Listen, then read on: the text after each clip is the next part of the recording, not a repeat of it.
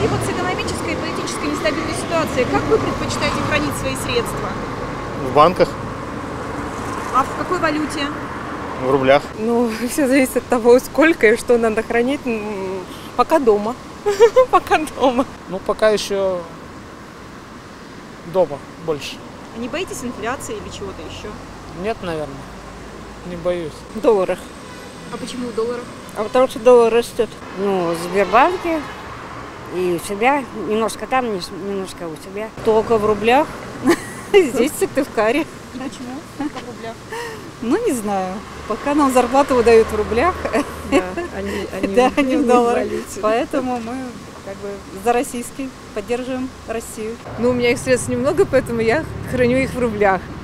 Только для поездки мы выбираем валюту в рублях. Ну, потому что ситуация, мне кажется, нестабильная, и это более надежно. Мы живем в России, и это логично, мне кажется. Конечно, в долларах. Почему?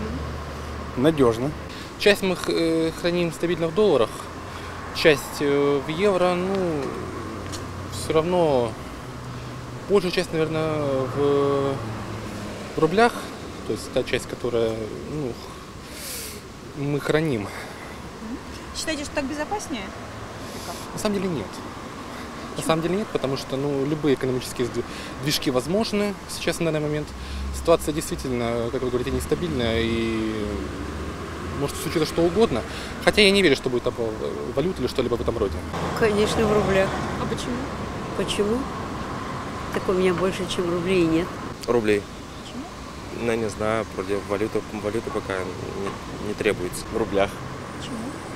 Потому что это наша российская валюта. Надо ее продвигать в мире и пользоваться ей, и производить оплаты ей, и принимать деньги за газ, за нефть, за все наше достояние в рублях. Были бы они.